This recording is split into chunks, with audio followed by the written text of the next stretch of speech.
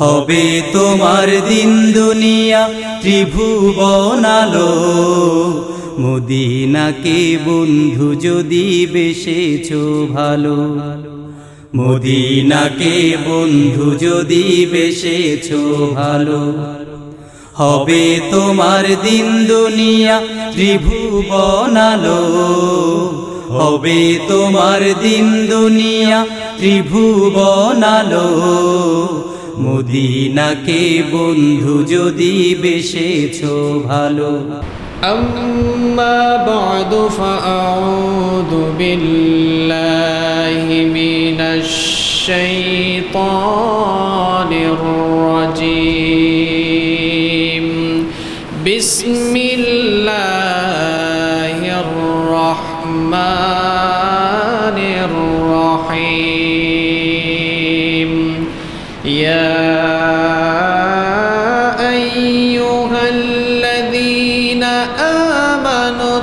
اتقوا الله حق تقاته ولا تموتن إلا وأنتم مسلمون صدق الله العظيم রহমত বরকত মাগফিরাতে এই মাহে রমজান রহমত বরকত মাগফিরাতে এই মাহে রমজান সৃষ্টির তরে স্রষ্টারে যে সৃষ্টির তরে স্রষ্টারে যে শ্রেষ্ঠ অবদান রহমত বরকত মাগফিরাতে এই মাহে রমজান রহমত বরকত মাগফিরাতে এই মাহে রমজান শারদুল হতে দিনের পথে আল্লাহর ইশকে মজনু হতে শারদুল হতে দিনের পথে আল্লাহর ইশকের মজনু হতে সুযোগ সুমহান রহমত বরকত মাগফিরাতে এই মাহে রমজান রহমত বরকত মাগফিরাতে এই মাহে রমজান রমজান হলো ঢালের মতো রুখবে বিপদ আপদ যত রমজান হলো ঢালের মতো রুখবে বিপদ আপদ যত শক্তি অফুরান রহমত বরকত মাগফিরাতে এই মাহে রমজান রহমত বরকত মাগফিরাতে এই মাহে রমজান রমজান সে তো খোদার তরে পুরস্কার কাতরে রমজান সে তো খোদার তরে পুরস্কার অকাতরে দেবেন রহমান রহমত বরকত মাগফিরাতে এই মাহে রমজান রহমত বরকত মাগফিরাতে এই মাহে রমজান যাকাত যেমন সব জিনিসের রোজা তেমন যাকাত দেহের যাকাত যেমন সব জিনিসের রোজা তেমন যাকাত দেহের রাসূলের ফরমান রহমত বরকত মাগফিরাতে এই মাহে রমজান রহমত বরকত মাগফিরাতে এই মাহে রমজান সৃষ্টির তরে স্রষ্টারে যে সৃষ্টির তরে স্রষ্টারে যে শ্রেষ্ঠ অবদান রহমত বরকত মাগফিরাতে এই মাহে রমজান রহমত বরকত মাগফিরাতে এই মাহে রমজান রহমত বরকত মাগফিরাতে এই মাহে রমজান পড়ুন আলহামদুলিল্লাহ।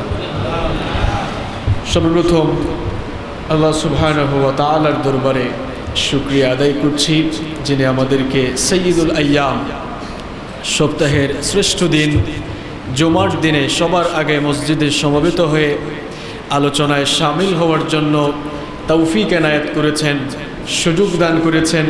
সেজন্য আমরা আমাদের মহান রবের শেখানো ভাষা অনুযায়ী মস্তক অবনত চিত্তে শুকরিয়া আদায় করছি। সবাই পড়ছি আলহামদুলিল্লাহ। দুরুদ ও সালাম পেশ করছি সর্বকালের সর্বযুগের সর্বশ্রেষ্ঠ মহামানব আমাদের নবী, নবীদের নবী, বিশ্ব নবী মুহাম্মদুর রাসূলুল্লাহ সাল্লাল্লাহু আলাইহি ওয়াসাল্লামের প্রতি, যিনি আমাদেরকে তাওহীদের সুমহান দীক্ষা দিয়েছেন এবং শিরক আর বেদাতের ব্যাপারে সুস্পষ্টভাবে সতর্ক করেছেন। আল্লাহুম্মা সাল্লি আলাইহি, আল্লাহুম্মা বারিক আলাইহি। সম্মানিত মুসল্লিয়ান কিরাম, একে একে আমরা রমাদান আল করিমের আজকে 11তম দিন এবং রমাদান আল করিমের দ্বিতীয় জুমায় এসে উপনীত হয়েছি। আলহামদুলিল্লাহ। মানুষ ভুলের ঊর্ধ্বে নয়। প্রথম রোজা থেকে নিয়ে আজকে পর্যন্ত যতগুলো রোজা আমরা রেখেছি, হয়তোবা আমাদের অনেক ভুল ত্রুটি হয়েছে। এজন্য আমরা আজকের খুতবার শুরুতে, আলোচনার শুরুতেই আল্লাহর কাছে দোয়া করে নিচ্ছি আমাদের সিয়াম এবং কিয়ামের ভুল ত্রুটিগুলো মাফ করে দিয়ে আল্লাহ পাক যেন আমাদের সবগুলো সিয়াম আর কিয়ামকে কবুল করে নেন। রমাদান আল করিমের অবশিষ্ট যতগুলো দিন বাকি আছে, আমরা যেন এই মাসটির পরিপূর্ণ সম্মান করতে পারি এবং আমরা যেন প্রত্যেকটি দিন যথাযথভাবে সিয়াম এবং কিয়াম আদায় করতে পারি। আল্লাহ আমাদেরকে তৌফিক দান করিও। সম্মানিত মুসল্লিয়ান কিরাম, রমাদান আল করিমে আল্লাহ পাক আমাদের জন্য রোজার বিধান ফরজ করেছেন একটি নির্দিষ্ট উদ্দেশ্যকে সামনে রেখে। রোজার বিধান আল্লাহ এজন্য ফরজ করেন নাই যে আমরা সবাই এই এক মাস না খেয়ে থাকবো আর আল্লাহর সেই খাবার দাবারগুলো আয় হবে আর এই খাবার দাবারগুলো অন্য অঞ্চলের জন্য আল্লাহ বন্দোবস্ত করবেন। এজন্য আল্লাহ পাক রমাদান আল করিমে রোজা ফরজ করেন নাই যে আমরা সারা মাস না খেয়ে থাকবো, এজন্য রোজা ফরজ করা হয় নাই। রোজা ফরজ করা হয়েছে, এর পেছনে একটি নির্দিষ্ট উদ্দেশ্য রয়েছে। কোন উদ্দেশ্যে আল্লাহ রাব্বুল আলামিন আমাদের জন্য রোজার বিধান ফরজ করলেন? আমরা যদি আল্লাহর কাছে জানতে চাই, আল্লাহ পাক তার জবাব এভাবে দিলেন। কোরআনে কারীমের 2 নম্বর সূরা সূরাতুল বাকারা এর 183 নম্বর আয়াতের মধ্যে আল্লাহ পাক জানিয়ে দিলেন, ইয়া আইয়ুহাল্লাযীনা আমানু কুতিবা আলাইকুমুস সিয়ামু কামা কুতিবা আলাল্লাযীনা মিন ক্বাবলিকুম লাআল্লাকুম তাত্তাকুন। আল্লাহ পাক বলছেন, হে বিশ্বাসীরা, তোমাদের উপরে রোজার বিধান ফরজ করা হয়েছে যেমনি ভাবে তোমাদের পূর্ববর্তীদের উপরেও ফরজ করা হয়েছিল। কেন? লাআল্লাকুম তাত্তাকুন, যেন তোমরা তাকওয়া অর্জন করতে পারো। তাহলে রোজার এই বিধান ফরজ করার উদ্দেশ্য হচ্ছে আমরা যেন এই তাকওয়া অর্জনের মাসে তাকওয়ার ট্রেনিং গ্রহণ করে তাকওয়া ভিত্তিক জীবন পরিচালনা করে জান্নাত উপযোগী জীবন গঠন করতে পারি। এই জন্য রমাদান আল করিমে রোজার বিধান ফরজ করে আল্লাহ পাক এই একটি মাস আমাদেরকে তাকওয়ার ট্রেনিং দেওয়ার ব্যবস্থা করেছেন। সুবহানাল্লাহ। এই একটি মাস যদি আমরা তাকওয়ার ট্রেনিং নিয়ে বাকি 11 মাস আমাদের ব্যবহারিক জীবনে আমরা এর বাস্তবায়ন ঘটাতে পারি, তাহলেই আমাদের জীবন সফল হয়ে যাবে। নয়তোবা রমজান আসবে যাবে, আমাদের জীবনে কত রমজান আসলো আর গেল, কিন্তু আমাদের অনেকের জীবন বদলালো না। কারণ এই রমাদান আল করিমে তাকওয়ার ট্রেনিং গ্রহণ করে তাকওয়া ভিত্তিক জীবন পরিচালনার শপথ আমরা নিতে পারি নাই বলে আমাদের জীবন বদলায় নাই। এজন্যে রোজার এই বিধান আল্লাহ ফরজ করেছেন তাকওয়ার ট্রেনিং গ্রহণ করে তাকওয়া ভিত্তিক জীবন পরিচালনার জন্য। তাকওয়া এই শব্দটি কি আজ আপনারা নতুন শুনেছেন? না, এই শব্দটি আমরা সেই ছোটবেলা থেকেই শুনতেছি। বিশেষ করে রমাদান মাস আসলে তাকওয়া শব্দটি আমরা বেশি বেশি শুনতে পাই। ফেসবুকে যান, ইউটিউবে যান, টুইটারে যান, টিভি চ্যানেলের সামনে রমাদানে যত ইসলামিক প্রোগ্রাম হয় দেখবেন শুধু তাকওয়ার কথাই হয়। তাকওয়া শব্দটি আমরা অনেক শুনেছি, কিন্তু আসলেই এই তাকওয়াটা কি এবং আমাদের জীবনে তাকওয়া অর্জনের গুরুত্ব কতখানি এটা আমরা এখনো অনেকেই অনুধাবন করতে পারি নাই। এজন্যে যে উদ্দেশ্যকে সামনে রেখে রোজার বিধানকে ফরজ করা হয়েছে সেই তাকওয়ার ব্যাপারে আজকের খুতবায় আমরা সবিস্তারে আলোচনা করব ইনশাআল্লাহ। আজকে আমরা 5টি পয়েন্টের উপরে কথা বলবো ইনশাআল্লাহ। নাম্বার 1, প্রথম পয়েন্টে আমরা তাকওয়ার ডেফিনেশন, তাকওয়ার পরিচয় আমরা জেনে নেব। নাম্বার 2, দ্বিতীয় পর্যায়ে তাকওয়া অর্জনের গুরুত্ব সম্পর্কে আমরা জানব। নাম্বার 3, তৃতীয় পর্যায়ে তাকওয়া অর্জনের উপায় এবং পদ্ধতি সম্পর্কে আমরা জানব। নাম্বার 4, ব্যক্তিগত এবং সামষ্টিক জীবনে তাকওয়া অর্জনের কি সুফল রয়েছে, কি ফলাফল রয়েছে। নাম্বার 5 এবং ফাইনালি আমরা জানব মুত্তাকিদের জন্য আল্লাহর কাছে কি পুরস্কার রয়েছে। এই 5টি পয়েন্টের উপরে আমরা আজকে কোরআন এবং সুন্নাহর আলোকে সবিস্তারে আলোচনা করব ইনশাআল্লাহ, বিমাশিয়াতিল্লাহ, বিইذنিল্লাহ, বিফদলিল্লাহ। প্রথমেই আমরা জেনে নিব তাকওয়ার পরিচয়, তাকওয়ার ডেফিনেশন। সম্মানিত মুসল্লিয়ান কিরাম, তাকওয়া হচ্ছে মুমিনের অন্যতম একটি কোয়ালিটি। এটি একজন মুমিনের চরিত্রকে পূর্ণতা দান করে। তাকওয়া হচ্ছে মুমিনের যাবতীয় আমল সমূহের কেন্দ্রবিন্দু।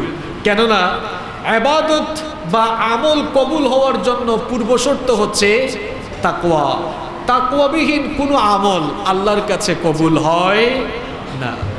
তাকওয়া এটি এতই গুরুত্বপূর্ণ একটি কোয়ালিটি, এতই গুরুত্বপূর্ণ একটি গুণ, এটি যার মধ্যে বিদ্যমান থাকে, এই গুণটি যারা অর্জন করতে পারবে ওই মানুষটির মর্যাদা আল্লাহর কাছে ফেরেশতার চাইতেও বেশি বেড়ে যায়। আর এই একটিমাত্র গুণের অভাব, এই একটিমাত্র গুণ যদি কারো মধ্যে অনুপস্থিত থাকে তাহলে ওই মানুষটি শয়তানের চেয়েও নিকৃষ্ট হয়ে যায়। কারণ যখন তার মধ্যে আল্লাহর ভয় থাকে না, পৃথিবীতে এমন কোনো খারাপ কাজ নেই যেই কাজটি করতে তার অন্তরে দ্বিধা সৃষ্টি হয়, এমন কোনো খারাপ কাজ আর থাকে না, কারণ তার অন্তর থেকে আল্লাহর ভয় উঠে যায়। এজন্য আল্লাহর ভয় যার ভেতরে নাই ওই মানুষ শয়তানের চাইতে আরো নিকৃষ্ট হয়ে যায়। আর এই তাকওয়া যার ভেতরে আছে ওই মানুষের দাম, ওই মানুষের সম্মান, ওই মানুষের মর্যাদা আল্লাহর কাছে ফেরেশতার চাইতেও বেশি বেড়ে যায়। তাকওয়া এটি মানুষের অন্তঃকরণে জবাবদিহিতার ফিলিংস সৃষ্টি করে, যার ফলে চরিত্র মাধুর্যপূর্ণ হয়ে ওঠে। তাকওয়ার অভাবে বিশ্বের মুসলমানরা আজ চারিত্রিক, নৈতিক, আত্মিক, সামাজিক, রাজনৈতিক, এক কথায় সকল সেক্টরে একেবারে অধপতনের অতল তলদেশে নিপতিত হয়েছে। অধপতনের মহাপ্লাবনে বিশ্বের মুসলমানরা আজ হাবুডুবু খাচ্ছে। অধপতনের মহাপ্লাবনে নিমজ্জিত এই জাতিকে তাকওয়ার ত্রাণ সামগ্রী দিয়ে বাঁচানো আজ সময়ের এক অনিবার্য দাবি হয়ে পড়েছে। তাকওয়া শব্দটি হচ্ছে আরবি, এটি ওয়াকিউন মূল ধাতু থেকে নিষ্পন্ন হয়েছে, যার অর্থ হচ্ছে ভয় করা, বিরত থাকা, বেঁচে থাকা, সাবধান থাকা, সতর্ক হওয়া, সজাগ থাকা, পরহেজ করা, আত্মশুদ্ধি ইত্যাদি অর্থে ব্যবহার হয়ে থাকে। ইসলামী শরীয়তের পরিভাষায় তাকওয়া হচ্ছে মনোবৃত্তির সকল প্রকার কামনা বাসনা ত্যাগ করে মহামহিয়ান আল্লাহ সুবহানাহু ওয়া তাআলাকে ভয় করে তার নির্দেশকৃত সকল বিষয়াদিকে পালন করা এবং নিষেধকৃত সকল বিষয়াদি থেকে বেঁচে থাকার নামই হচ্ছে তাকওয়া। তাকওয়ার ডেফিনেশন, তাকওয়ার সংজ্ঞা অনেকেই অনেকভাবে দিয়েছেন। এই সংক্ষিপ্ত সময়ে তো সবগুলো বলা সম্ভব হবে না, এজন্য কয়েকটা আমি আপনাদের সামনে উপস্থাপন করছি। তাকওয়ার সবচেয়ে চমৎকার ডেফিনেশন দিয়েছেন শেরে খোদা সাইয়েদিনা আলী কাররামাল্লাহু ওয়াজহাহু। তিনি তাকওয়ার 4টি অর্থ দিয়েছেন, চমৎকার একটি ডেফিনেশন দিয়েছেন। তিনি বলেছেন আত-তাকওয়া হিয়া আল খাউফু মিনাল জালিল ওয়াল আমালু বিত-তানজিল ওয়াল কানাআতু বিল কালিল ওয়াল ইস্তি'দাদু লিয়াউমির রাহিল। তিনি বলেছেন তাকওয়া হচ্ছে আল খাউফু মিনাল জালিল, মহামহিয়ান আল্লাহ সুবহানাহু ওয়া তাআলাকে ভয় করা। যার অন্তরে আল্লাহর ভয় আছে ওই মানুষটি কি কখনো খারাপ কাজ করতে পারে?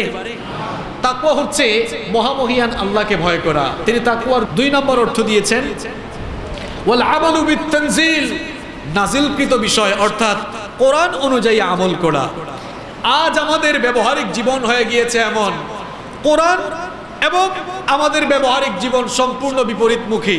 কোরআন বলেছে একটা, আমরা করি আরেকটা।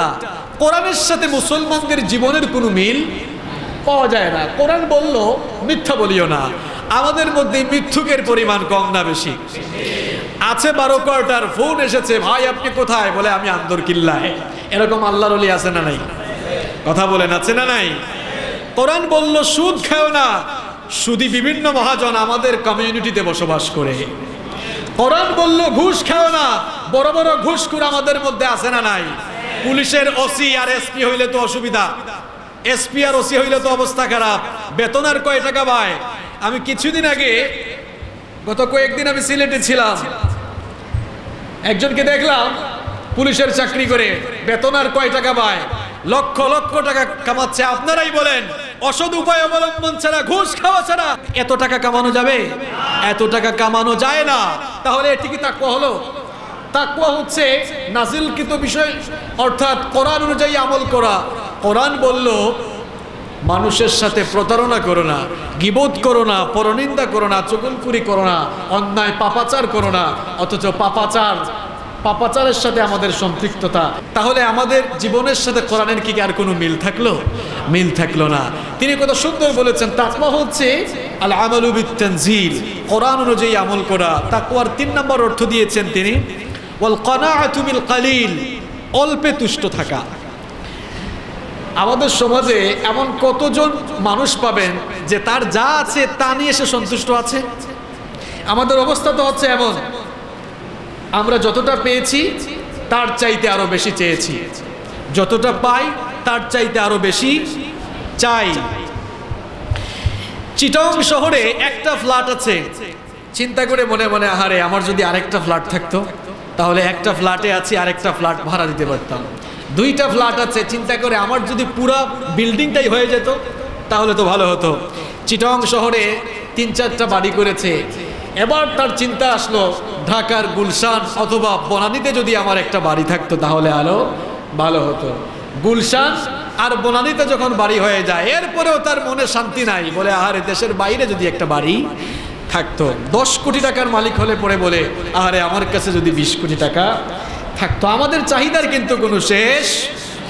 এজন্য 1500 বছর আগে বুখারীর বর্ণনায়, মুসলিমের বর্ণনায় আল্লাহর নবী বলে গিয়েছেন, আল্লাহর নবী বললেন লাউ আন্না লি ইবনি আদম ওয়াদিয়াম মিন যাহাবিন আহাব্বা আন ইয়াকুনা লাহু সানিয়ান ওয়ালা ইয়ামলা আফাউহু ইল্লা তুরাব।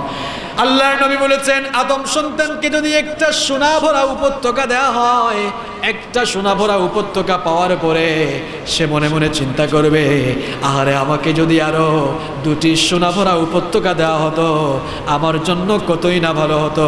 আল্লাহর নবী বলেছেন ওয়ালা ইয়ামলা আফাহু ইল্লা তুরাব, আদম সন্তানের পেট সম্পদে ভরবে না, টাকা পয়সায় ভরবে না। যেদিন 3.5 হাত মাটির ভেতরে ঢুকবে সেদিনই তার পেট ভরবে। ঠিক কি না? ওই 3.5 হাত মাটি তাকে গিলা রাখ পর্যন্ত তার পেট আর ভরবে না।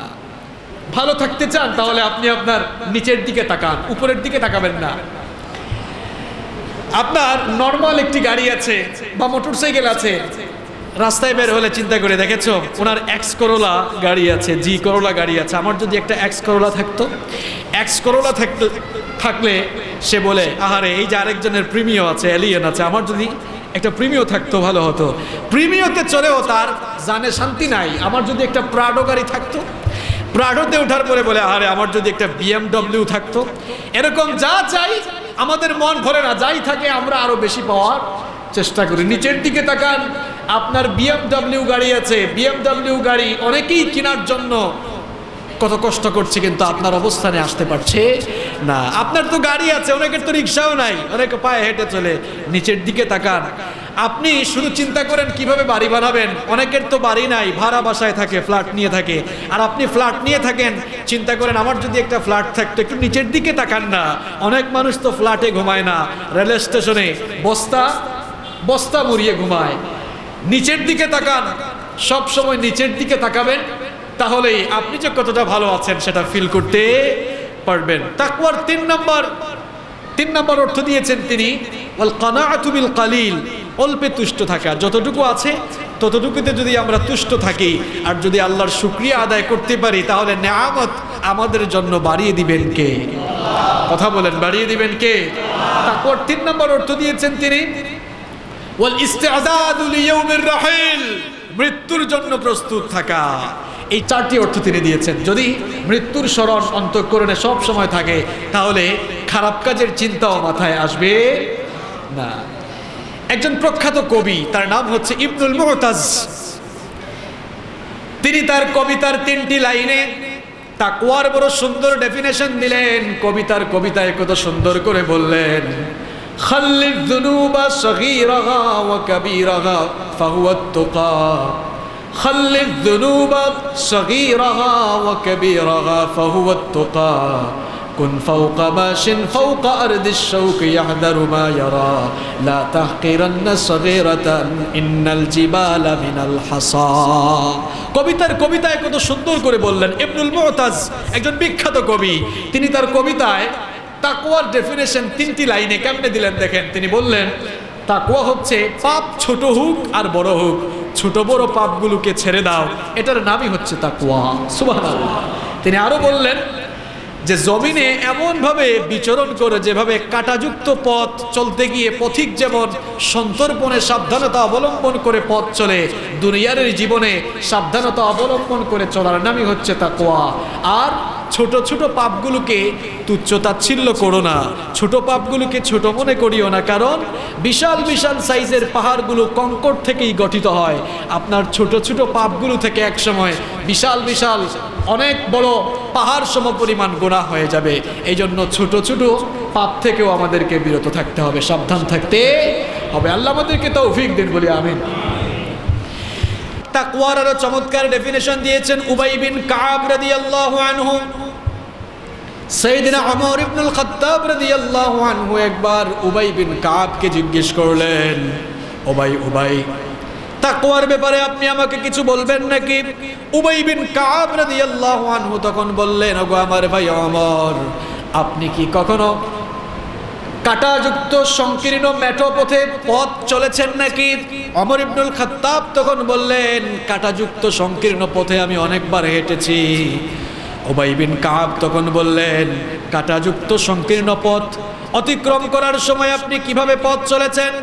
ওমর ইবনুল খাত্তাব তখন বললেন, যেহেতু রাস্তার দুধারে অনেক কাঁটা ছিল, কাঁটাযুক্ত ওই ন্যারো স্ট্রিট সংকীর্ণ রাস্তা অতিক্রম করার সময় আমি আমার জামা কাপড় গুটিয়ে অত্যন্ত সাবধানতার সাথে পা ফেলেছি, যেন কাঁটার আঘাতে যেন আমার জামা কাপড় ছিঁড়ে না যায়, কাঁটার আঘাতে যেন আমার শরীরের অঙ্গ প্রত্যঙ্গ ক্ষত বিক্ষত হয়ে না যায়, এজন্য আমি সাবধানতার সাথে পা ফেলেছি। উবাই বিন কাব রাদিয়াল্লাহু আনহু তখন বললেন, এর চাইতে বেস্ট এক্সাম্পল তাকওয়ার জন্য আর কি হতে পারে? ওমর ইবনুল খাত্তাব তখন বললেন, এর সাথে আবার তাকওয়ার কি সম্পর্ক? উবাই বিন কাব তখন বললেন, কাঁটাযুক্ত সংকীর্ণ পথে হাঁটার সময় আপনি যেভাবে আপনার জামা কাপড় গুটিয়ে সাবধানতার সাথে পা ফেলেছেন, যেন আপনার জামা কাপড় ছিঁড়ে না যায়, আপনার পা যেন ক্ষত বিক্ষত হয়ে না যায়, দুনিয়ার এই জীবনে পথ চলতে গেলে আপনাকেও সেরকম সাবধানতা অবলম্বন করতে হবে। কারণ আপনি যে সোসাইটিতে বসবাস করছেন, আপনি যে সমাজে বসবাস করছেন, ওই সমাজ তুলসী পাতায় ধোয়া সমাজ নয়। ওই সমাজের রন্ধ্রে নন্দ্রে পাপ আছে, অনাচার আর পাপাচারে ঘেরা এই সমাজ। এই সমাজে চুরি আছে, ডাকাতি আছে, জেনা আছে, বেবিচার আছে, হত্যা আছে, সন্ত্রাস আছে, গুম আছে, রাহাজানি আছে। এই সমাজের রন্ধ্রে নন্দ্রে পাপ ছড়িয়ে আছে।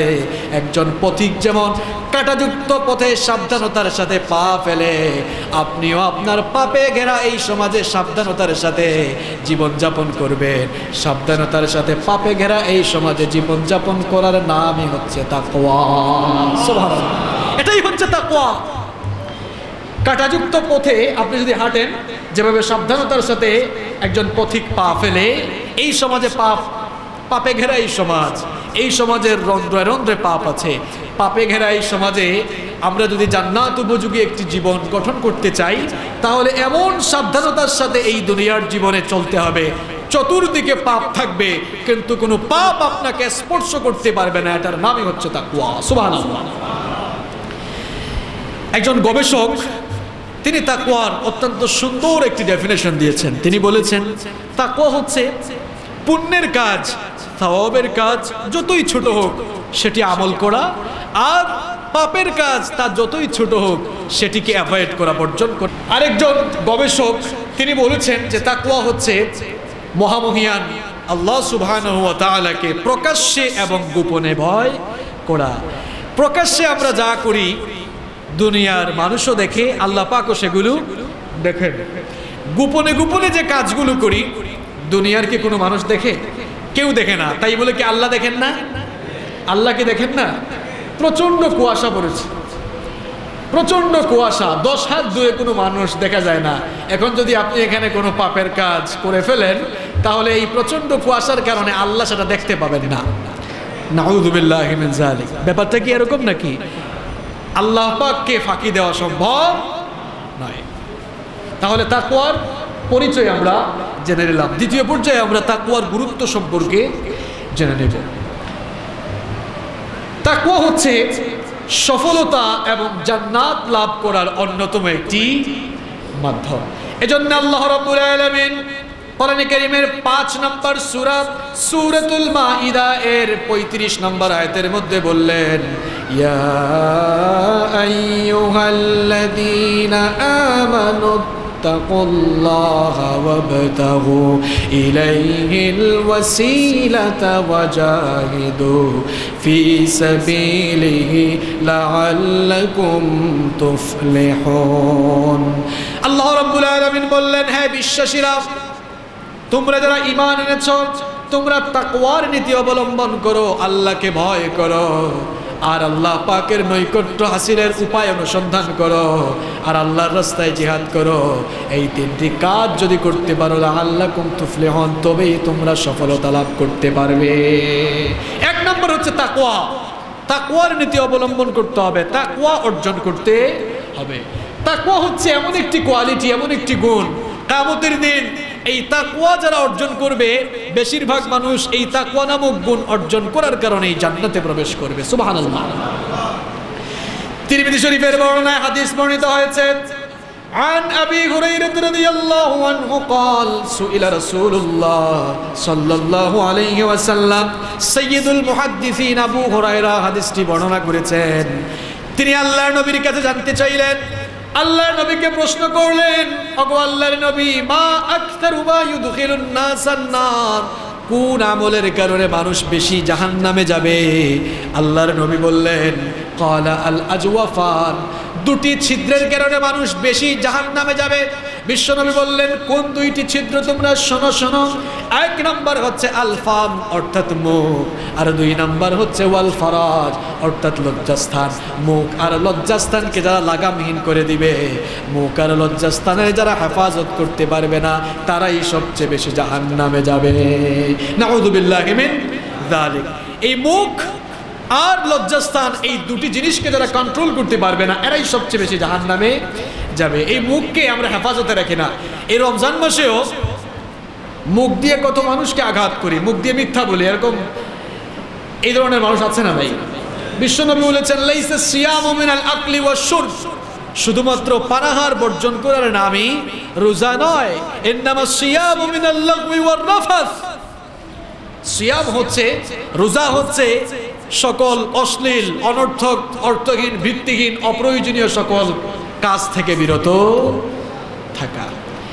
আমাদের শরীরে, আমাদের বডিতে যতগুলো অঙ্গ প্রত্যঙ্গ আছে, এর মধ্যে সবচেয়ে নরম জায়গাটা হচ্ছে জিহ্বা। এই জিহ্বা আল্লাহ নরম করে দিয়েছেন যেন মানুষ এই নরম জিহ্বা দিয়ে নরম নরম কথা বলে, কিন্তু এই নরম জিহ্বা দিয়ে মানুষ বেশি গরম গরম কথা কয়, ঠিক কি না? কথা বলা শুরু করলে লাগামহীন কথাবার্তা বলে। এজন্য ইসলামে বাক সংযমের গুরুত্ব অত্যন্ত বেশি। বিশ্বনবী বলেছেন, মান দামিনা লি মা বাইনা লাহইহি ওয়া রিজলাইহি দামিনতু লাহু আলাল্লাহিল জান্নাহ। দুটি জিনিসের দ্বারা জিম্মাদার হবে, অর্থাৎ যারা তাদের মুখ আর লজ্জাস্থানের জিম্মাদার হবে, আমি বিশ্বনবী তাদের জন্য জান্নাতের জিম্মাদার হয়ে যাবে। সুবহানাল্লাহ, বাসায় গিয়ে বলেন, দুটি জিনিসের জিম্মাদার যারা হবে, মুখ এবং লজ্জাস্থান, এই দুটি জিনিসের দ্বারা জিম্মাদার হবে, বিশ্বনবী বলেছেন আমি নবী নিজেই তাদের জন্য জান্নাতের জিম্মাদার হয়ে যাব। সুবহানাল্লাহ। আর এই দুটি জিনিসকে যারা লাগামহীন করে দিবে, কন্ট্রোল করতে পারবে না, এরাই আবার সবচেয়ে বেশি জাহান্নামে যাবে। আল্লাহর নবীর কাছে প্রশ্ন করা হলো, মা আকসারু মা ইয়াদখিলুন নাসাল জান্নাহ, ওগো আল্লাহর নবী, আর কোন আমলের কারণে মানুষ সবচাইতে বেশি জান্নাতে যাবে? আল্লাহর নবী বললেন, দুটি আমলের কারণে মানুষ সবচাইতে বেশি জান্নাতে যাবে। একটি হচ্ছে তাকওয়াল্লাহ, আল্লাহর ভয়, আর দুই নাম্বার হচ্ছে হুসনুল খুলুক, সচ্চরিত্র। এই দুটি বিষয় যাদের মধ্যে থাকবে, আল্লাহর ভয়, তাকওয়া যাদের ভেতরে থাকবে, আর যাদের উত্তম চরিত্র থাকবে, এই দুই শ্রেণীর মানুষ আল্লাহর জান্নাতে সবচেয়ে বেশি প্রবেশ করবে।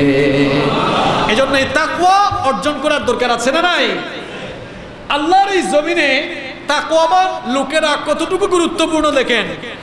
আল্লাহর এই জমিনে মুত্তাকিরা কত মূল্যবান, মুত্তাকিরা কত দামি, মুত্তাকিদের মর্যাদা কত বেশি দেখেন। একজন মুত্তাকি মানুষ যখন দুনিয়া থেকে বিদায় নেয়, তার মৃত্যুতে আল্লাহর আকাশ আর জমিন 40 দিন পর্যন্ত ক্রন্দন করতে থাকে। একজন মুত্তাকি যখন আল্লাহর জমিন থেকে বিদায় হয়, একটি হাদিসে নয়, এটি কয়েকটি হাদিসে বর্ণিত হয়েছে। একজন মুত্তাকি যখন আল্লাহর জমিন থেকে বিদায় হয়, আল্লাহর আকাশ আর জমিন তার জন্য 40 দিন পর্যন্ত ক্রন্দন করে। কিন্তু এই দুনিয়া থেকে একজন আর দুইজন নয়, যদি লক্ষ লক্ষ কোটি কোটি কাফের বেঈমান দুনিয়া থেকে বিদায় নেয়, এরপরেও আল্লাহর আকাশ আর জমিনের কেউ বিন্দুমাত্র তাদের জন্য ক্রন্দন করে না।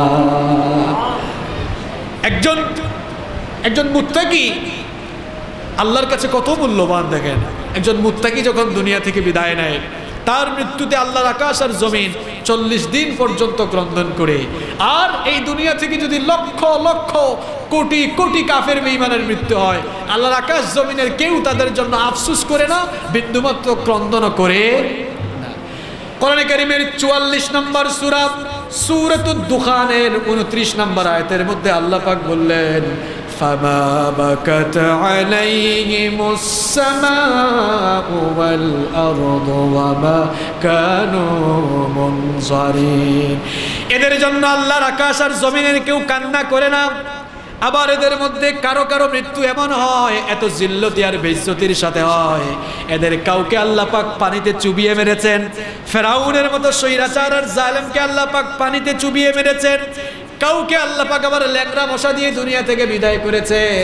কারো কারো উপরে তাদের সীমালঙ্ঘন আর বিদ্রোহের কারণে এমন আযাব আর গজব নেমে এসেছিল, তাদের 14 গোষ্ঠী শুদ্ধা বানর বানিয়ে দেওয়া হয়েছিল। এভাবে তাদের জাতির পর জাতি, গোষ্ঠীর পর গোষ্ঠী আযাব আর গজবে ধ্বংস হয়ে গিয়েছে। কিন্তু তাদের জন্য আকাশ আর জমিনের কেউ বিন্দু মাত্র ক্রন্দন করে নাই। কেউ করেছে? আচ্ছা, ফেরাউনের জন্য আফসোস করে এমন মানুষ কি দুনিয়ায় আছে? কথা কোন আছে? নমরুদের জন্য আফসোস করে এমন মানুষ আছে? কিন্তু মুত্তাকি যারা, এরা আল্লাহর কাছে এতই মূল্যবান, এতই দামি, এদের মৃত্যুতে আল্লাহর আকাশ জমিন 40 দিন পর্যন্ত ক্রন্দন করে। সুবহানাল্লাহ। এই ইমানদাররা, মুত্তাকিরা আছে বলে এই দুনিয়া এখনো টিকে আছে। মুত্তাকি ইমানদাররা আছে বলে এখনো দুনিয়া টিকে আছে। যখন এই জমিনে একজন মানুষও মুত্তাকি থাকবে না, ইমানদার থাকবে না, এই আকাশ জমিন বিশ্ব জগৎ থাকবে না, কিয়ামত সংগঠিত হয়ে যাবে, ধ্বংস হয়ে যাবে। তাকওয়া হচ্ছে আমাদের যাবতীয় আমল সমূহ কবুল হওয়ার জন্য, এই তাকওয়া হচ্ছে মূল কন্ডিশন, মূল শর্ত। তাকওয়া ছাড়া আল্লাহর কাছে কোনো আমলই কবুলযোগ্য হয় না। আমরা যে 5 ওয়াক্ত সালাত আদায় করি, এই সালাতের মধ্যে যদি তাকওয়া না থাকে, তাহলে সেই সালাত কি আল্লাহর দরবারে কবুল হবে নাকি বলেন? সালাতের মধ্যে যদি খুশু না থাকে, আল্লাহর ভয় না থাকে, একনিষ্ঠতা না থাকে, সালাতের মধ্যে যদি বিনয় না থাকে, ওই নামাজ আল্লাহর কাছে কবুল হয় না। এজন্য আল্লাহ রাব্বুল আলামিন সূরাতুল মুমিনুনের শুরুতে বললেন, ক্বাদ আফলাহাল মুমিনুনাল্লাযীনা হুম ফি সালাতিহিম খাশিউন। Successful indeed are the believers, those who humble themselves in their prayer. সফল কাম হয়েছে ওই সকল মুমিনরা যারা তাদের নামাজে বিনয় অবলম্বন করে। সফল কাম হয়েছে তারা নামাজে বিনয় অবলম্বন করে যারা। নামাজের মধ্যে যদি বিনয় না থাকে, খুশু না থাকে, আল্লাহর ভয় না থাকে, তাকওয়া না থাকে, ওই নামাজ আল্লাহর দরবারে কবুল হয় না। বিশ্বনবী একবার মসজিদে নববীতে প্রবেশ করলেন, দেখতে পেলেন এক লোক নামাজে দাঁড়িয়ে তার দাড়ি নিয়ে খেলাধুলা করছে। এ ধরনের মুসল্লি আছে না নাই? বিশ্বনবী এই অবস্থা দেখে বললেন, লাউ খাশা কলবাহু লাখাশিআত জাওয়ারিহু। এই লোকটার অন্তরে যদি আল্লাহর ভয় থাকতো তাহলে নামাজে দাঁড়িয়ে দাড়ি নিয়ে খেলতো না। সুবহানাল্লাহ। নামাজের মধ্যে যদি ভয় না থাকে, তাকওয়া না থাকে, খুশু না থাকে, ওই নামাজ আল্লাহর কাছে কবুল হয়। আমরা যে এই রমাদান আল কারীমে সিয়াম সাধনা করছি, রোজা রাখছি, এই রোজার মধ্যে যদি তাকওয়া না থাকে, সারাদিন আপনি উপোস থাকলেন, মিথ্যা কথা বললেন, চুরি করলেন, ডাকাতি করলেন, অন্যায় কাজ করলেন, ব্যবসায়ী হলে পরে ওজনে কম দিলেন, মানুষকে ধোঁকা দিলেন, প্রতারণা করলেন, অন্যায় কাজ করলেন, এমন তাকওয়াবিহীন কাজ করলে আপনার রোজা কি আল্লাহর কাছে কবুল হবে নাকি? আল্লাহর কাছে কবুল হবে না। রোজা আল্লাহ ফরজ করেছেন যেন লাআল্লাকুম তাত্তাকুন, এই মাসে যেন আমরা তাকওয়ার ট্রেনিং গ্রহণ করতে পারি। আবার আমরা যে ঈদুল আযহা আসলে, কুরবানির ঈদ আসলে আমরা কুরবানি করি, ওই কুরবানির রক্ত মাংস কি আল্লাহ নেন নাকি? আল্লাহ নেন?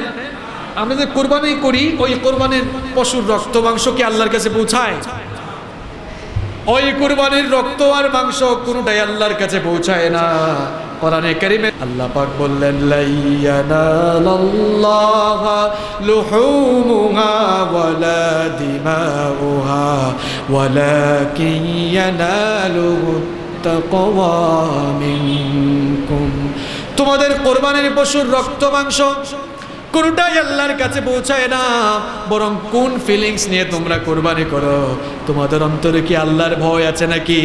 আল্লাহকে রাজি আর সন্তুষ্ট করার জন্য এই নিয়তে কুরবানি করো নাকি কেবল তোমাদের তাকওয়া আমার আল্লাহর কাছে পৌঁছায়? সুবহানাল্লাহ। আল্লাহ তাকওয়া দেখেন। এমনি সব ইবাদত, তাকওয়া না থাকলে কোনো ইবাদত আল্লাহর কাছে কবুল হয়? মসজিদ কমিটির সভাপতি, সেক্রেটারি, মুতাওয়াল্লি অথবা কমিটির যে কোনো সদস্য মনে মনে চিন্তা করলো, আমি তো মসজিদ কমিটির সভাপতি, আমি যদি নামাজ না পড়ি কমিটির পদ আর থাকবে না, মানুষ কি বলবে? তো নামাজ তো আদায় করতে হবে। এই যে নামাজ আদায় করলো, এটাকে মানুষকে দেখাবার জন্য পড়লো নাকি আল্লাহর ভয় নিয়ে আল্লাহকে সন্তুষ্ট করার জন্য পড়লো? মানুষকে দেখাবার জন্য পড়লো। তারপর অনেক মানুষ এরকম আছে ঠিকঠাক মতো নামাজ আদায় করে না, কিন্তু এমন একটা সিচুয়েশনে পড়ে গিয়েছে সবাই নামাজ আদায় করছে, চিন্তা করলো আমি যদি নামাজ আদায় না করি মানুষ কি বলবে? অজু থাক আর না থাক আল্লাহু আকবার বলে নামাজে শামিল হয়ে যায়। এই ধরনের নামাজি নির্বাচন আসলে বেড়ে যায়। এই যে নামাজ আদায় করলো, আল্লাহকে ভয় করে, আল্লাহকে সন্তুষ্ট করার জন্য আদায় করলো নাকি মানুষকে দেখাবার জন্য আদায় করলো? শিল্পপতি, কোটিপতি হজ যদি আদায় না করি মানুষ কি বলবে? বাইতুল্লাহ গেল, হজ আদায় করে আসলো, তাহলে এই যে হজ করলো এটাকে মানুষকে দেখাবার জন্য করলো নাকি আল্লাহকে ভয় করে আল্লাহকে সন্তুষ্ট করার জন্য করলো? মানুষকে দেখাবার জন্য করলো। আবার কোনো মহিলা চিন্তা করলো, আমার হাজব্যান্ড, আমার স্বামী, তিনি ইসলামকে মেনে চলেন অথবা তিনি কোনো ইসলামিক অর্গানাইজেশনে কাজ করেন, ইসলামী প্রতিষ্ঠানে কাজ করেন, এখন আমি যদি পর্দা না করি মানুষ কি বলবে যে আমার জামাই এত ভালো আর আমি পর্দা করি না? এই ভয়ে সে পর্দা করলো, মহিলা পর্দা করলো। তাহলে এই পর্দা করা এটি কি মানুষের ভয়ে করলো নাকি আল্লাহর ভয়ে করলো? মানুষের ভয়ে করলো। তাহলে সকল কাজ আল্লাহর দরবারে অ্যাকসেপ্টেবল হওয়ার জন্য মূল কন্ডিশন হচ্ছে তাকওয়া। কথা ঠিক না বেঠিক? চিন্তা করেছেন এই তাকওয়াটা কত গুরুত্বপূর্ণ? তাকওয়া নাই, যে আমলে তাকওয়া নাই ওই আমল আল্লাহর কাছে অ্যাকসেপ্ট হবে। আবার এই তাকওয়া হচ্ছে সম্মান মর্যাদার মানদণ্ড।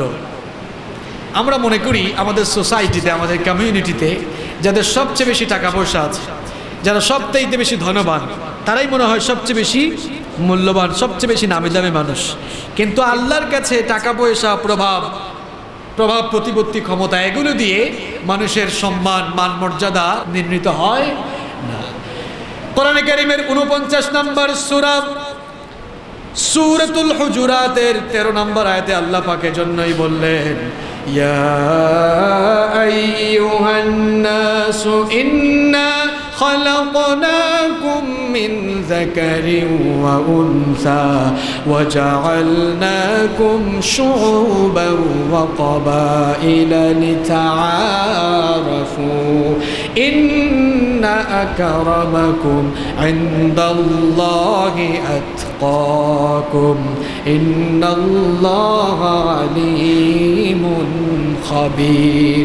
আল্লাহ পাক বলেন, ওহে মানব জাতি, আমি তোমাদেরকে এক পুরুষ আর এক নারী থেকে সৃষ্টি করেছি, তারপরে আমি তোমাদেরকে বিভিন্ন জাতি, বিভিন্ন গোত্রে বিভক্ত করে দিয়েছি যেন তোমরা পরস্পর পরিচিতি লাভ করতে পারো। আর তোমরা জেনে রাখো, তোমাদের মধ্যে কেউ লম্বা হতে পারো, কেউ খাটো হতে পারো, কারো চামড়া কিছু সাদা হতে পারে, কারো চামড়া কালো হতে পারে, কেউ বা আবার হায়ার ক্লাসের মানুষ হতে পারো, কেউ বা আবার লোয়ার ক্লাসের মানুষ হতে পারো। আমি আল্লাহর কাছে এভাবে কোনো মানুষের সম্মান আর মর্যাদার মানদণ্ড নির্ণীত হয় না। ইন্না আকরামাকুম ইনদাল্লাহি আতকাকুম, আমার কাছে সেই মানুষটাই হচ্ছে সেরা যে তোমাদের মধ্যে তাকওয়ার দিক থেকে সবচাইতে সেরা। সুবহানাল্লাহ। যার অন্তরে তাকওয়া আছে সেই আল্লাহর কাছে সবচাইতে সেরা, সেই আল্লাহর কাছে সবচাইতে বড় মর্যাদাবান। একজন কোটিপতি, শিল্পপতি, বিশাল বিরাট টাকা পয়সার মালিক, অন্তরে তাকওয়া নাই, ওই মানুষের কোনো দাম আল্লাহর কাছে। একজন রিক্সাওয়ালা, ঠেলাওয়ালা, কুলিওয়ালা, সারাদিন মাথার ঘাম ঝরিয়ে টাকা পয়সা ইনকাম করে সে তার দিন যাপন করে, কিন্তু অন্তরে যদি আল্লাহর ভয় থাকে, তাহলে ওই তাকওয়াবিহীন কোটিপতির চাইতে একজন তাকওয়াওয়ালা রিক্সাওয়ালার মর্যাদা আল্লাহর কাছে অনেক বেশি। কথা ঠিক না বেঠিক? ঠিক না বেঠিক? দেখেন একজন রাখাল বালকের তাকওয়া কেমন ছিল। সুনানে বাইহাকির বর্ণনায় এই হাদিসটি বর্ণিত হয়েছে। আব্দুল্লাহ ইবনে ওমর রাদিয়াল্লাহু আনহু তিনি একবার তার সঙ্গী সাথীদেরকে নিয়ে ঘর থেকে বের হয়ে মদিনার উপকণ্ঠে গিয়ে হাজির হলেন। লাঞ্চের সময় হয়ে গেল, দুপুরের খাবারের সময় হয়ে গেল। তিনি তার সঙ্গী সাথীদেরকে নিয়ে দস্তরখানা বিছালেন দুপুরের খাবার গ্রহণ করার জন্য। তারা যখন খাবার খেতে যাবেন, এমন সময় লক্ষ্য করে দেখলেন একজন রাখাল তাদের পাশ দিয়ে যাচ্ছে। আব্দুল্লাহ ইবনে ওমর রাদিয়াল্লাহু আনহু রাখালকে ডাক দিয়ে বললেন, ওহে রাখাল, তুমি আসো, আমাদের সাথে এসে খাবারে শামিল হও। রাখাল তখন বলল, আমি আপনাদের সাথে খাবার খেতে পারবো না, কারণ আমি রোজা রেখেছি। আব্দুল্লাহ ইবনে ওমর তখন বললেন, যেহেতু এখন রমজানের মাস নয়, মনে হয় তুমি নফল রোজা রেখেছো, আজ বড় গরম পড়েছে, খুব রোদ পড়েছে, এই প্রচন্ড রোদের মধ্যে তুমি বকরি চড়াচ্ছ, তোমার অনেক কষ্ট হবে, আমাদের কাছে অনেক ভালো খানাপিনা আছে, আসো আমাদের সাথে এসে খাবার গ্রহণ করো। রাখাল বালক তখন বলল, আমি আপনাদের সাথে খেতে পারবো না, তার কারণ হলো আমি ওই শূন্য দিনের জন্য আমল করছি, যেদিন আমল ছাড়া কোনো কিছু কাজে আসবে না। আব্দুল্লাহ ইবনে ওমর রাদিয়াল্লাহু আনহু ওই রাখাল বালকের কথা শুনে, পরকালের প্রতি তার এত ভয় দেখে তিনি অবাক হয়ে গেলেন। মনে মনে চিন্তা করলেন তার তাকওয়ার একটু টেস্ট নেওয়া দরকার। তিনি বললেন, ওগো রাখাল, তোমার সাথে এই যে বিশাল বকরির পাল আছে, এখান থেকে একটা বকরি তুমি আমার কাছে বিক্রয় করে দাও, আমি তোমার কাছ থেকে নগদ মূল্যে কিনবো, আর আমি ওই বকরিটা জবাই করে কিছু মাংস তোমাকে দিব, যেন তুমি ইফতারে খেতে পারো। রাখাল বালক তখন বলল, এই ছাগলের পাল, বকরির পাল তো আমার নয়, আমি আমার মালিকের বকরি চড়াই, সুতরাং আপনার কাছে আমি বিক্রি করতে পারবো না। আব্দুল্লাহ ইবনে ওমর রাদিয়াল্লাহু আনহু তখন বললেন, ওরে বোকা, তুমি এত বোকা কেন? নগদ জিনিস পেয়ে হাত ছাড়া করতেছো, তোমাকে বেশি টাকা দিব। তোমার মালিককে গিয়ে বলবা, পাহাড়ে গিয়েছিলে বকরি চড়াতে, বাঘ আক্রমণ করেছিল, আর দুই একটা বকরি তো এরকম খেয়ে ফেলতেই পারে, মালিককে তুমি বুঝ দিতে পারবা, কোনো অসুবিধা নাই। রাখাল বালক তখন আব্দুল্লাহ ইবনে ওমর রাদিয়াল্লাহু আনহুকে বলল, এক আঙ্গুল আকাশের দিকে উঁচু করে চিৎকার দিয়ে বলল, আইনাল্লাহ রাখাল বালক তখন বলল, ওগো আমার ভাই, ওগো পথিক, তোমাকে আমি চিনি না, আমি হয়তো আমার মালিককে মিথ্যা বলে ধোঁকা দিতে পারবো। আইন আল্লাহ, আল্লাহ কোথায়? সকলের মালিক আল্লাহ পাককে ধোঁকা দেওয়া যাবে না। সুবহানাল্লাহ। আমার মালিককে হয়তো মিথ্যা বলে আমি ধোঁকা দিতে পারবো, কিন্তু আইন আল্লাহ, আল্লাহ কোথায়? আল্লাহকে তো ধোঁকা দেওয়া যাবে না। আব্দুল্লাহ ইবনে ওমর রাদিয়াল্লাহু আনহু খুশি হয়ে গেলেন। মদিনায় ফিরে গিয়ে ওই বকরির পালের যে লোকটা মালিক ছিল তার থেকে ওই বকরির পালটা কিনে ওই রাখাল বালককে তিনি হাদিয়া দিয়ে দিলেন। সুবহানাল্লাহ। এজন্য একজন রাখাল বালকের মধ্যেও যদি তাকওয়া থাকে, আল্লাহর ভয় থাকে, রাখাল হলেও অসুবিধা নাই, ওই মানুষটার দাম আল্লাহর কাছে অনেক বেশি, ঠিক কি না? সম্মানিত মুসল্লিয়ানি কেরাম, এই তাকওয়া এটি মানুষের বাহ্যিক বেশভূষা দিয়ে চেনা যায় না। দাড়ি, টুপি, জুব্বা এগুলো দিয়ে তাকওয়ার পরিচয় চেনা যায় না। দাড়ি, টুপি, জুব্বা এগুলো তাকওয়ার পরিচয় বহন করে না। আমরা মনে করি যে সবচেয়ে বড় পরহেজগার, সবচেয়ে বড় মুত্তাকি মনে হয় সেই ব্যক্তি যার মাথার চুল উস্কো খুস্কো থাকে, দুনিয়াদারির কোনো খোঁজখবর নাই, দাড়িও অনেক লম্বা, জুব্বাও অনেক লম্বা পরে, আবার মাথার চুল উস্কো খুস্কো, দুনিয়াদারির কোনো খোঁজখবর নাই, মনে হয় ওই লোকটাই সবচেয়ে বেশি মুত্তাকি। এটি ভুল ধারণা। লেবাস দিয়ে যদি মুত্তাকি চিনা যেত আর দাড়ি টুপি দিয়ে যদি মুত্তাকির পরিচয় পাওয়া যেত, তাহলে তো রবীন্দ্রনাথ ঠাকুর সবচাইতে বড় মুত্তাকি ছিল। কথা ঠিক না বেঠিক? রবীন্দ্রনাথ ঠাকুরের তো অনেক লম্বা দাড়ি ছিল। লম্বা দাড়ি থাকলেও তো রবীন্দ্রনাথ ঠাকুর মুত্তাকি হতে পারে নাই, কারণ দাড়ি টুপি এগুলো তাকওয়ার পরিচয় গ্রহণ করে না। অনেকেই আবার ভাবতে পারেন হুজুর কি তাইলে দাড়ি টুপির বিপক্ষে নাকি? না, ভুল বুঝতে হবে না। দাড়ি, টুপি, জুব্বা এগুলো হচ্ছে ইউনিফর্ম। ইউনিফর্মের কখনো কখনো গুরুত্ব থাকে, আবার কখনো কখনো গুরুত্ব থাকে না। একটা এক্সাম্পল দিলে সহজে বুঝতে পারবেন। স্কুল, কলেজ, ইউনিভার্সিটিতে নির্ধারিত ইউনিফর্ম থাকে, ড্রেস কোড থাকে না? ওই ড্রেস কোড পরে তারপরে আইডি কার্ড নিয়ে আপনাকে স্কুলে, কলেজে, বিশ্ববিদ্যালয়ে যেতে হয়। যদি ড্রেস কোড মেনটেন না করে আপনি স্কুল, কলেজ অথবা বিশ্ববিদ্যালয়ে যান, আপনাকে গেট থেকেই বের করে দিবে, ক্লাসে ঢুকতে দেবে না। তাহলে বোঝা গেল ইউনিফর্মের গুরুত্ব আছে। আবার ইউনিফর্মের কোনো গুরুত্বই থাকবে না, প্রত্যেকদিন ইউনিফর্ম পরে আইডি কার্ড নিয়ে ক্লাসে যায়, ক্লাস করে পরীক্ষায় দেখা গেল ফার্স্ট ডিভিশনে ফেল করলো, তাহলে এই ইউনিফর্মের আর কোনো গুরুত্ব থাকলো? তাহলে ইউনিফর্মের গুরুত্বই থাকে না যদি ডিউটি পালন না করে, পরীক্ষায় পাস না করে। দাড়ি আছে, টুপি আছে, জুব্বা আছে, সব কিছুই আছে, কিন্তু মিথ্যা বলে, চুরি করে, ডাকাতি করে, নামাজ নাই, রোজা নাই, বুঝতে হবে তার ভেতরে তাকওয়া নাই, আল্লাহর ভয় নাই, ঠিক কি না? আবার লোকটা ভালো, নামাজও পড়ে, দান সদকা করে, নেক আমল করে, কিন্তু দাড়ি নাই, তার মুখটা ক্লিন।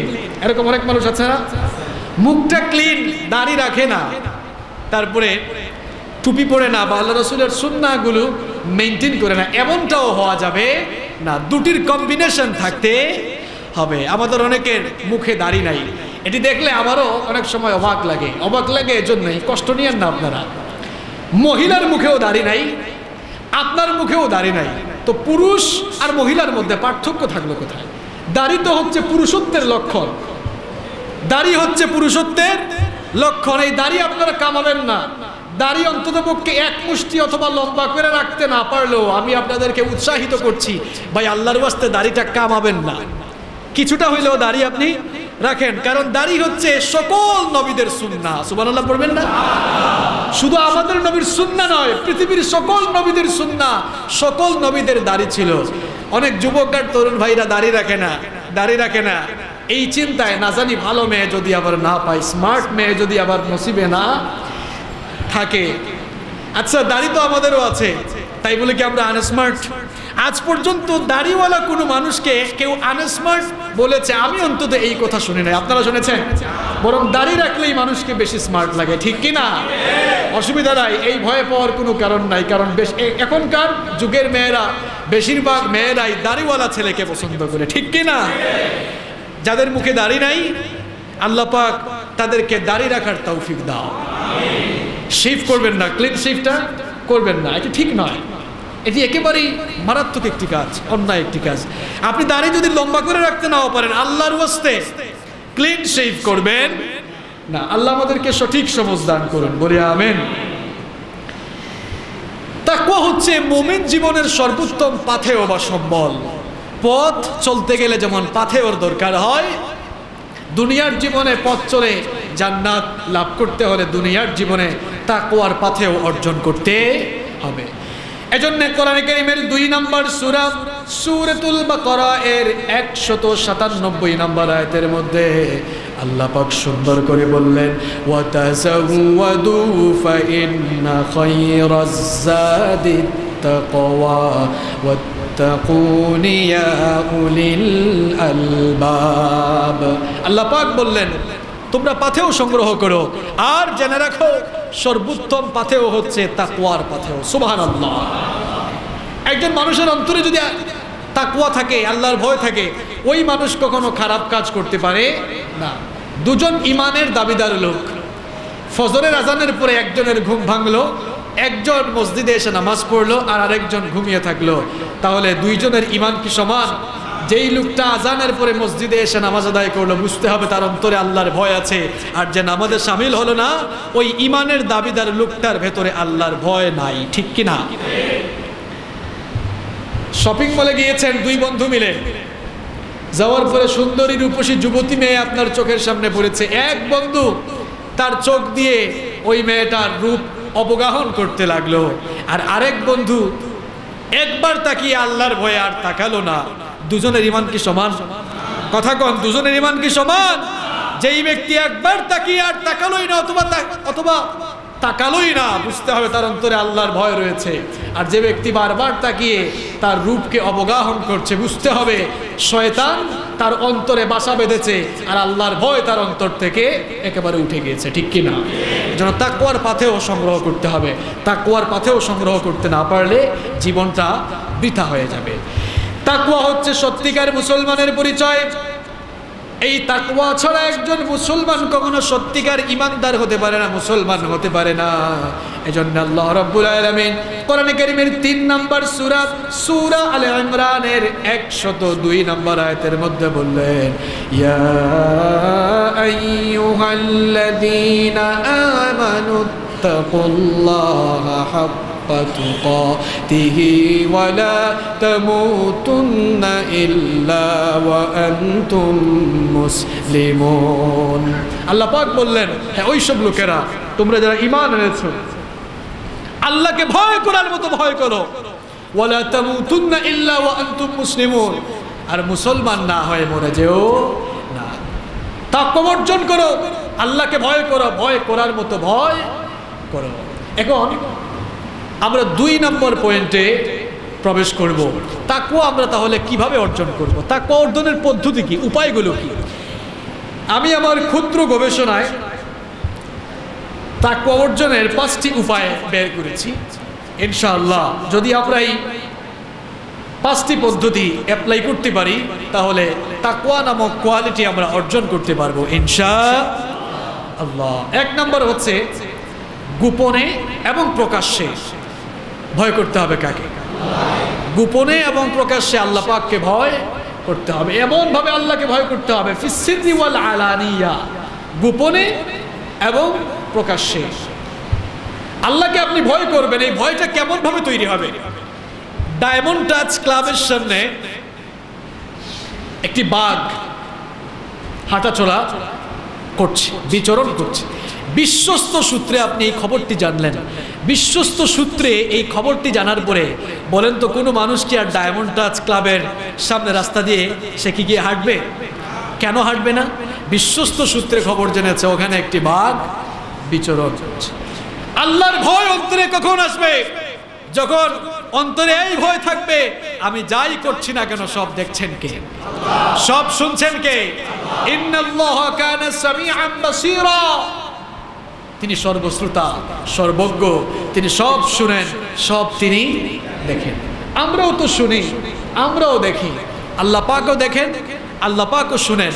এখন আমাদের দেখাশোনা আর আল্লাহর দেখাশোনা কি এক? কথা বলেন এক? পার্থক্য আছে না নাই? পার্থক্যটা হচ্ছে এই, আমাদের দর্শন শক্তি আর শ্রবণ শক্তির লিমিটেশনস আছে, সীমাবদ্ধতা আছে, কিন্তু আল্লাহ পাকের শ্রবণ শক্তি আর দর্শন শক্তির কি কোনো লিমিটেশনস আছে? কোনো সীমাবদ্ধতা নেই। যেমন আমরা একটি নির্দিষ্ট সীমা পর্যন্ত দেখতে পাই। আপনারা যারা আমার সামনে বসে আছেন, এই দেয়ালের অপর প্রান্তে কি হচ্ছে আপনারা কি কেউ দেখতে পাচ্ছেন? অবশ্য বারান্দায় যারা বসে আছেন তারা দেখতে পাচ্ছেন, কিন্তু আমার সামনে আপনারা যারা আছেন আমিও দেখতে পাচ্ছি না, আপনারাও দেখতে পাচ্ছেন না, কিন্তু আল্লাহ মনে দেখতে পাচ্ছেন না। আল্লাহ দেখতে পাচ্ছেন না, বোঝা গেল আমাদের দৃষ্টিশক্তির একটা লিমিটেশনস আছে, নির্দিষ্ট সীমা পর্যন্ত আমরা দেখি, এর বাহিরে আমরা দেখতে পাই না। কিন্তু আল্লাহ পাকের দৃষ্টিশক্তির কোনো লিমিটেশনস, তিনি সব কিছু দেখেন। আমরা শুনতে পাই, আমাদের শোনারও একটা লিমিটেশনস আছে না নাই? মসজিদে বসে রাস্তায় কি হচ্ছে, মেইন রোডে কি হচ্ছে আপনি শুনতে পাচ্ছেন? আপনার বাসায় কি হচ্ছে আপনি শুনতে পাচ্ছেন? আল্লাহ শুনতে পাচ্ছেন না, কারণ আল্লাহ পাকের শ্রবণ শক্তির কোনো সীমাবদ্ধতা নেই।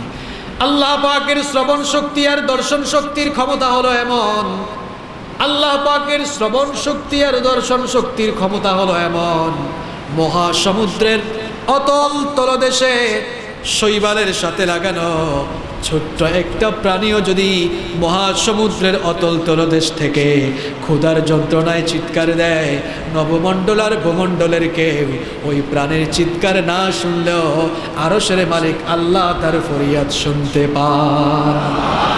আল্লাহর নবী ইউনূস আলাইহিস সালাম তিনি যখন মাছের পেটের ভেতরে চলে গেলেন, কোন কোন বর্ণনা এসেছে তিনি ত্রিবিধি অন্ধকারের মধ্যে পড়ে গেলেন, তিনটা অন্ধকারে তিনি নিপতিত হয়ে গেলেন। একটা অন্ধকার হচ্ছে রাতের অন্ধকার, 2 নম্বর হচ্ছে মাছের পেটের ভেতরের অন্ধকার, আর 3 নম্বর হলো সমুদ্রের অতল তলদেশের অন্ধকার। এই ত্রিবিধি অন্ধকারের মধ্যে তিনি পড়ে গেলেন। ত্রিবিধি অন্ধকারে পড়ে গিয়ে মাছের পেটের ভেতরে গিয়ে আল্লাহর নবী ইউনূস আলাইহিস সালাম তিনি লক্ষ্য করে দেখলেন, এটা হচ্ছে এমন জায়গা, এখান থেকে আমি যদি চিৎকার দেই, ফরিয়াদ করি, কেউ আমার ফরিয়াদ শুনবে না, এই বিপদ থেকে আমাকে কেউ বাঁচাতেও পারবে না। তিনি তখন সমুদ্রের অতল তলদেশ থেকে মাছের পেটের ভেতর থেকে চিৎকার দিলেন, লা ইলাহা ইল্লা আনতা সুবহানাকা ইন্নী কুনতু মিনাস জালিমিন। তিনি বললেন, ওগো আল্লাহ, তুমি ছাড়া কোনো ইলাহ নাই, তুমি ছাড়া কোনো মাবুদ নাই, আমি তো বিপদের মধ্যে পড়ে গেছি, ইন্নী কুনতু মিনাজ জালিমিন, জালেমদের অন্তর্ভুক্ত হয়ে গিয়েছি। এই যে বিপদে পড়েছি, এই বিপদ থেকে তুমি ছাড়া কেউ বাঁচাতে পারবে? আল্লাহ পাক বললেন, মহাসমুদ্রের অতল তলদেশ থেকে মাছের পেটের ভেতর থেকে আমার নবী ইউনূস যখন চিৎকার দিল, যখন সে ফরিয়াদ করলো, আমার ইউনূসের ফরিয়াদ দুনিয়ার কোনো মানুষ শুনলো না, আকাশের কোনো ফেরেশতা শুনলো না, নবমণ্ডল আর ভূমণ্ডলের কেউ শুনলো না। কেউ না শুনলেও আমার নবী ইউনূসের ফরিয়াদ আমি আরশের মালিক আল্লাহ শুনতে পেয়েছি। আমি শোনার পরে বসে থাকি নাই, সঙ্গে সঙ্গে আমি আমার নবী ইউনূসের ফরিয়াদের জবাব দান করলাম। فاستجبنا له ونجيناه من الغم وكذلك ننجي المؤمنين। আমি আমার নবী ইউনূসের ডাকের জবাব দিলাম, তাকে তার বিপদ থেকে বাঁচিয়ে দিলাম। ওয়াকাদালিকা, আর এভাবে করে মুমিন বান্দারা বিপদে মুসিবতে করে যদি আমার কাছে সাহায্য চায়, নুনজিল মুমিনিন, তাহলে মুমিনদেরকে আমিও বিপদ থেকে বাঁচিয়ে দেব। সুবহানাল্লাহ। তাহলে আল্লাহ পাককে ভয় করতে হবে এমন ভাবে, এই চিন্তা থাকতে হবে যে আল্লাহ আমাকে দেখতে পাচ্ছেন, শুনতে পাচ্ছেন। এই ভয়টা অন্তরে থাকলে কোনো মানুষ আর খারাপ কাজ করার চিন্তা করতে পারবে? আল্লাহর কাছে কোনো বিষয় গোপন নাই।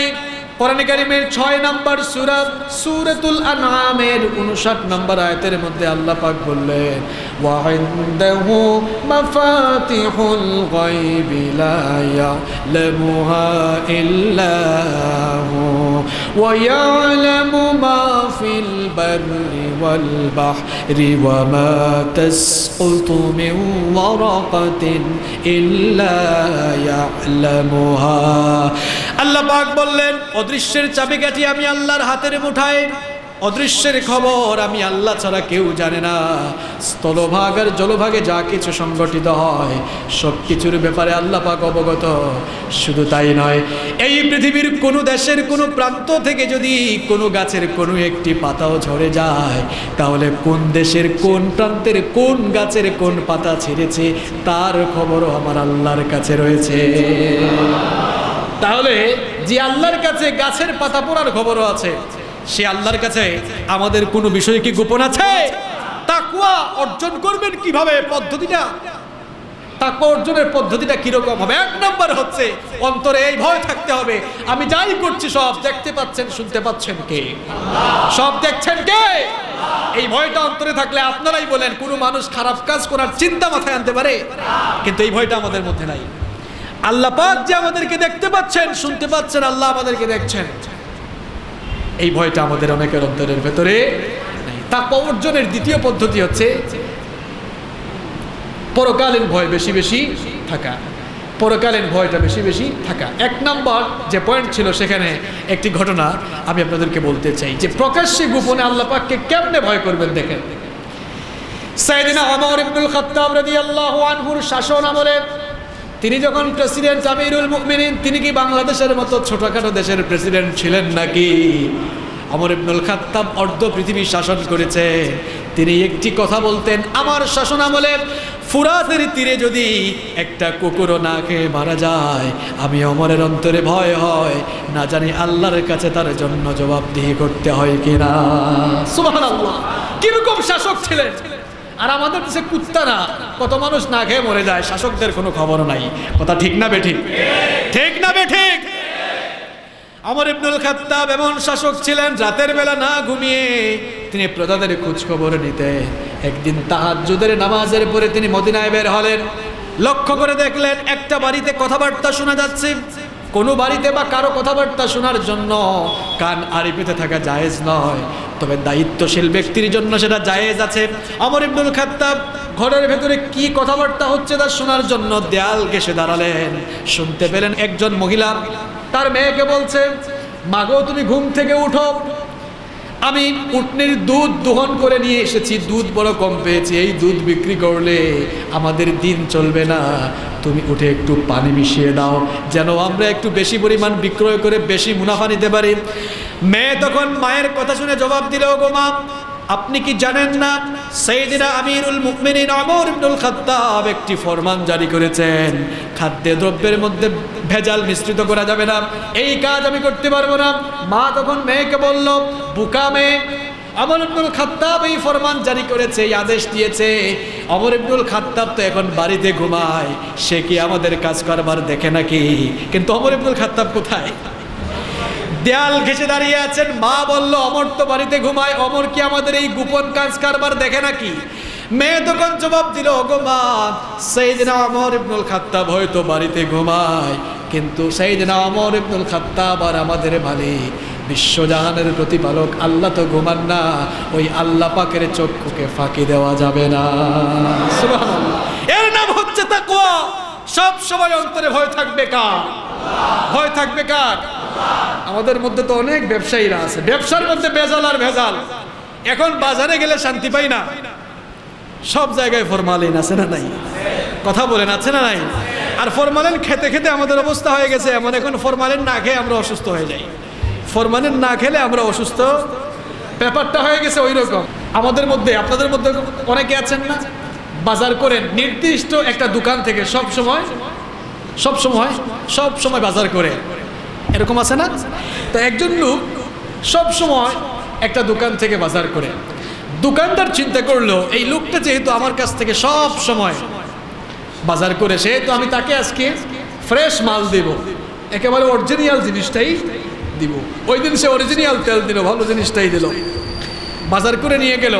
রাতের বেলা পেট খারাপ করলো, পরের দিনে সে দোকানদারকে বলল, ভাই রে, প্রত্যেক দিনই তো বাজার আপনার থেকে নিয়ে যাই, কিন্তু কখনো পেট খারাপ হলো না, কালকে কি এমন দিলেন পেট খারাপ হয়ে গেল? দোকানদার তখন বলল, লোকে তো ঠিকই কয় যে কুত্তার পেটে ঘি হজম হয় না, কুত্তার পেটে যেরকম ভালো জিনিস ঘি হজম হয় না, তেমনি ফরমালিন খেতে খেতে ভাই আপনার অবস্থা হয়ে গেছে এমন, এখন ভালো জিনিস খাইলেও আপনার পেটে আর হজম হয় সব কিছুতে এখন ফরমালিন, ফরমালিন মুক্ত ফ্রেশ কোনো জিনিস পাওয়া যায় না। খাদ্যদ্রব্যে যারা ভেজাল মেশায়, বিশ্বনবী বলেছেন এরা আমার উম্মত হতে পারে না, নাউযুবিল্লাহ মিন যালিক। তাহলে সব অবস্থায় ভয় করতে হবে কাকে? আল্লাহ পাককে। ওমর ইবনুল খাত্তাব যখন এই খবর শুনলেন, পরের দিনই তিনি তার ছেলের জন্য বিয়ের প্রস্তাব পাঠালেন ওই মেয়েকে, এবং ওই মেয়ের সঙ্গে তার ছেলের বিয়ে দিলেন। বরকত হিসাবে কি হলো দেখেন, বরকত হিসাবে ওই ঘরের তৃতীয় পুরুষ যিনি জন্ম নিলেন, ওমর ইবনুল আব্দুল আজিজ, যাকে বলা হয় পঞ্চম খলিফা ওমর ইবনে আব্দুল আজিজের জন্ম হয়ে গেল। সুবহানাল্লাহ। সম্মানিত মুসল্লিয়ানে কেরাম, এই তাকওয়া অর্জনের দ্বিতীয় পদ্ধতি হচ্ছে পরকালের ভয়টা অন্তরে বেশি থাকা। কারণ পরকালে আল্লাহর সামনে আমাদের সকলকে দাঁড়াতে হবে। এ ব্যাপারে কি বিন্দুমাত্র সন্দেহ আছে? ইন্নাস সামআ ওয়াল বাসারা ওয়াল ফুআদা কুল্লু উলাইকা কানা আনহু মাসউলা। নিঃসন্দেহে মানুষের শ্রবণ শক্তি, দর্শন শক্তি, অন্তঃকরণ সবকিছুর হিসাব দিতে হবে কার কাছে? তাহলে পরকালের ভয় থাকলে ওই মানুষ কখনো খারাপ কাজ করতে পারে না। 3 নম্বর হচ্ছে আল্লাহ এবং রাসূলের আনুগত্য করা। 4 নম্বর হচ্ছে কোরআন এবং সুন্নাহ অনুযায়ী জীবনযাপন করা। কোরআন সুন্নাহ অনুযায়ী জীবনযাপন করলে তাকওয়ার পথে চলা যাবে। 5 নম্বর হচ্ছে মৃত্যুর কথা বেশি বেশি স্মরণ করা। কারণ এই পৃথিবীতে আমাদের পূর্বপুরুষরা যারাই এসেছে, পৃথিবীতে কেউ থেকেছে? আমরা থাকবো? কেউ থাকবো না। মৃত্যুর কথা বেশি বেশি স্মরণ যদি থাকে, মৃত্যুর কথা বেশি বেশি স্মরণ রাখবেন, তাহলে খারাপ কাজের চিন্তা মাথায় আর আসবে না। আজকে সময় শেষ হয়ে গিয়েছে, এই 3টি পয়েন্ট নিয়ে আলোচনা করলাম। আজকে 3টি পয়েন্ট নিয়ে আমি আলোচনা করলাম। তাকওয়ার পরিচয়, তারপরে তাকওয়ার গুরুত্ব এবং তাকওয়া অর্জনের পদ্ধতি। এটি অনেক লম্বা একটি আলোচনা। 2টি পয়েন্ট বাকি রয়ে গিয়েছে, ওগুলো অনেক গুরুত্বপূর্ণ। একটা পয়েন্ট হচ্ছে ব্যক্তিগত এবং সামষ্টিক জীবনে তাকওয়ার সুফল, আর আরেকটি হচ্ছে তাকওয়া অর্জনের ফলাফল। এই 2টি বিষয় ইনশাআল্লাহ যে কোনো দিন আসরের পরে ইফতারের আগে যে আমাদের এখানে একটা আলোচনা হয়, সেখানে আমরা এই আলোচনাটা শেষ করার চেষ্টা করব ইনশাআল্লাহ। রমাদান আল কারীমে আল্লাহ সুবহানাহু ওয়া তাআলা রোজার বিধান ঠিক করে দিলেন যেন আমরা তাকওয়া অর্জন করতে পারি। আল্লাহ পাক যেন তাকওয়া নামক গুণে আমাদেরকে গুণান্বিত হওয়ার তৌফিক দান করেন, আমরা বলি আমিন। প্রযোজনায় আলহেরা ইসলামিক সেন্টার, 40 শাহী জামে মসজিদ মার্কেট, আন্দরকিল্লা, চট্টগ্রাম। মাহফিল, ইসলামী সঙ্গীত, তেলাওয়াত, সভা, সেমিনার, ভিডিও ধারণ, বিজ্ঞাপন, ইন্টারনেটে প্রচার ও বাজারজাতের জন্য যোগাযোগ করুন 019172148443। শব্দ ধারণ আলহেরা সাউন্ড সিস্টেম।